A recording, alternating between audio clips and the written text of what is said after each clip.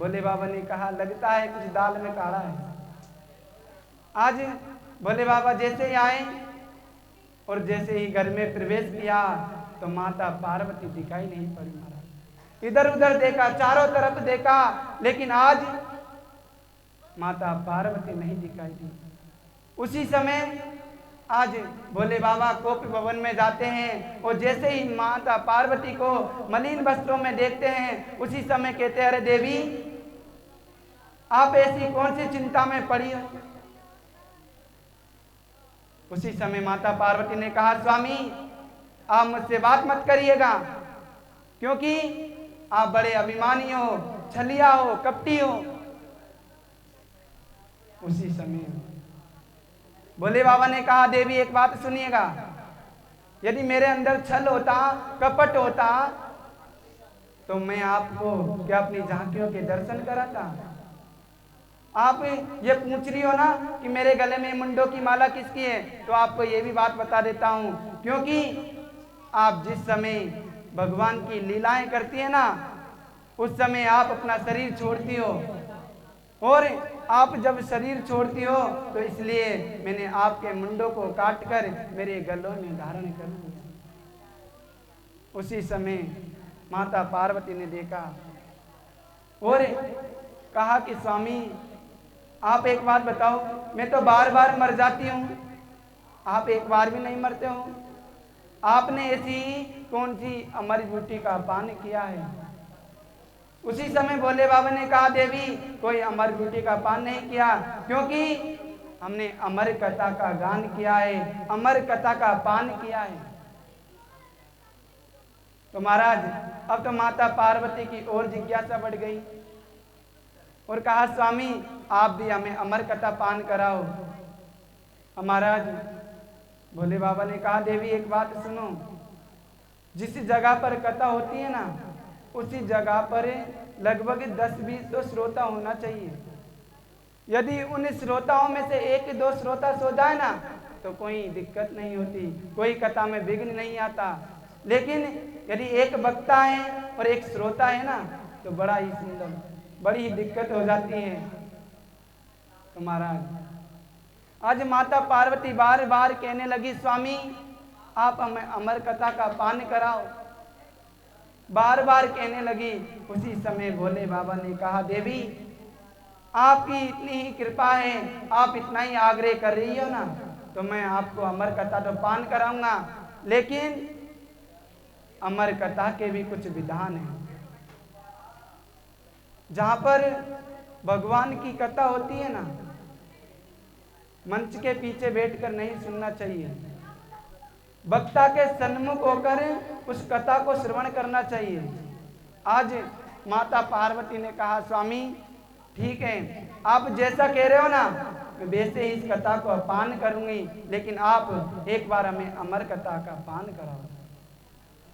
और भोले बाबा ने कहा देवी जब मैं आपको कथा श्रवण कराऊं उस समय आप ओम का उच्चारण करते रहना, क्योंकि जैसे ही प्रथम स्कंद होए तो आप बोलना ओम।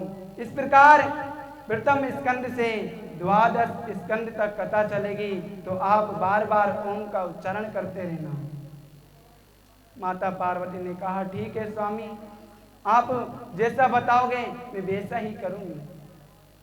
अब आज मेरे प्रभु भोले बाबा ने जैसे ही प्रथम बार डमरू बजाया तो सभी वृक्ष पे बैठे हुए पशु पक्षी उड़कर चले गए महाराज। और जैसे ही दूसरी बार डमरू बजाया तो एक तोती ने एक अंडे को जन्म दिया और जैसे ही तीसरी बार डमरू बजाया तो उस अंडे से निकलकर एक तोता एक बट वृक्ष पे जाकर बैठ गया।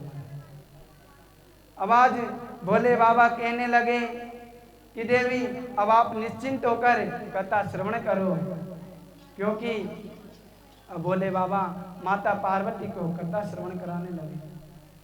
अब कथा प्रथम स्कंद से अष्टम स्कंद तक चली। अब जैसे ही नवम स्कंद प्रवेश हुआ तो माता पार्वती की आंखें लग जाती है महाराज। और जो बट वृक्ष पे विराजमान कलविंग, उसने देखा कि अरे मैया तो सो गई है और इन्होंने संकल्प लिया है यदि कथा में ओम का उच्चारण नहीं हुआ तो मुझे इसका फल प्राप्त नहीं होगा। उसी समय कलविंग ओम का उच्चारण करने लगा। अब धीरे धीरे 12 स्कंद तक कथा हुई और जैसे ही भोले बाबा ने जयकारा लगाया, बोले कृष्ण कन्हैया लाल की। अब जैसे ही आज भोले बाबा ने जयकारा लगाया, उसी समय माता पार्वती की आंखें खुल जाती है और कहती है स्वामी क्या मेरे प्रभु कन्हैया का जन्म हो गया। उसी समय भोले बाबा ने कहा देवी क्या आपकी नींद लग गई है। तो माता पार्वती बोली स्वामी हाँ मुझे बीच में नींद आ गई है। जब आप माँ बेटे का वर्णन सुना रहे थे ना, उस समय मेरी थोड़ी नींद लग गई थी। तो भोले बाबा ने देखा अरे ये ओम का उच्चारण कौन कर रहा था। उसी समय भोले बाबा ने चारों तरफ देखा, ऊपर नीचे देखा, लेकिन कोई दिखाई नहीं पड़ा महाराज। अब जैसे ही भोले बाबा ने ऊपर पेड़ की ओर नजर मारी तो कलविंग विराजमान था और कहा अरे कलविंग यदि तुम्हें कथा श्रवण की करनी थी तो आप पांडाल में विराजमान होकर एक आसन पर बैठकर कथा श्रवण करते हैं। कभी व्यास मंच से ऊंचा श्रोता का आसन नहीं होना चाहिए। आज भगवान शंकर अधिक क्रोध होने के कारण कलविंग को मारने के लिए दौड़े और जैसे ही कलविंग को मारने के लिए दौड़े तो कलविंग उड़कर बिटिका के घर में प्रवेश कर गए। अब महाराज भगवान भोले बाबा दौड़ते दौड़ते गए, क्योंकि मेरे प्रभु जैसे ही भोले बाबा गए और देखा कि अरे घर में नारी अकेली है। जिस घर में नारी अकेली हो तो वहां पर पुरुष को जाना असंभव है, वहां पर पुरुष का जाना नहीं चाहिए। आज उस जगह पर पुरुष को जाना नहीं चाहिए। आज भोले बाबा द्वार पर खड़े हो गए और इधर से वेद व्यास जी आए। अब वेद व्यास जी ने जैसे ही भोले बाबा को देखा तो कहा अरे हमारे घर पर स्वामी का आगमन हुआ है। आज तो जो हमारे अमंगल हैं वो सभी नष्ट हो जाएंगे। गोस्वामी तुलसीदास जी बड़ी सुंदर चौपाई में लिखते हैं कि सेवक के सदन स्वामी आगमनु, सेवक के सदन स्वामी आगमनु, मंगल मूल अमंगल गमनु। आज व्यास जी महाराज ने प्रणाम किया और कहा प्रभु आपसे आने के मेरे घर के सभी अमंगल कार्य है ना वो सभी नष्ट हो जाएंगे। और व्यास जी महाराज ने पूछा कि प्रभु आप एक बात बताइए आपके आने का कारण क्या है। उसी समय कहा कि एक तोता उड़कर आया और वो आपके घर में प्रवेश कर गया और उसने मेरी अमर कथा की चोरी की है, उसे मैं दंड अवश्य दूंगा। उसी समय व्यास जी महाराज बोले कि अरे प्रभु जिसने अमर कथा का पान किया है क्या वो कभी मर सकता है। तो महाराज इतनी सी बात सुनकर भोले बाबा चले जाते हैं।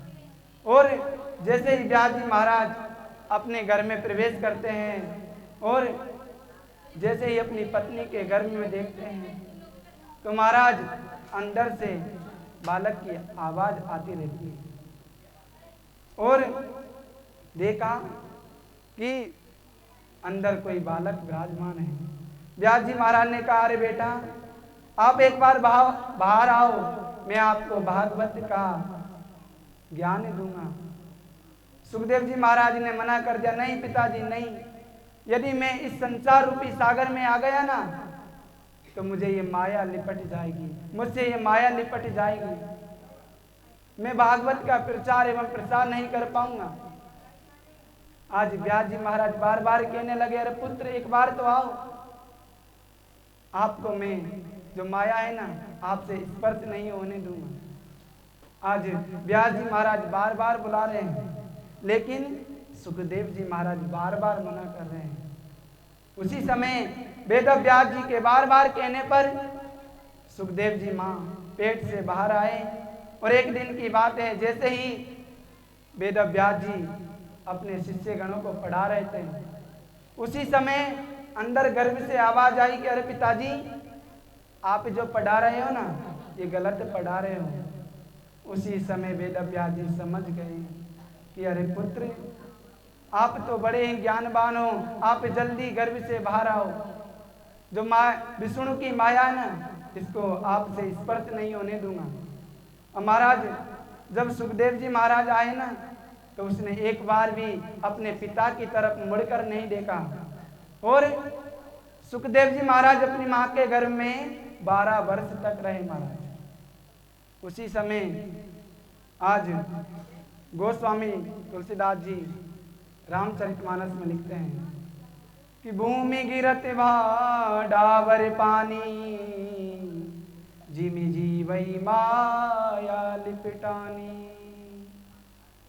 बंधुओं, इस धरती पर जैसे ही यदि कोई जीव या प्राणी आता है ना, तो वो परमात्मा से कभी नहीं बच सकता। उसको एक दिन इस संसार को छोड़कर जाना पड़ता है। जिस प्रकार एक बूंद जब तक वो आसमान में रहती है ना, जब तक वो साफ रहती है, और जैसे इस धराधाम पर आती है तो वह गंदी हो जाती है महाराज। इसलिए आज सुखदेव जी महाराज ने जैसे ही जन्म लिया, तो जन्म लेते ही वो वन की ओर चल दिए महाराज। आज की वाणी को यहीं विराम करते हैं। तब तक के लिए जय जय श्री राधे श्याम।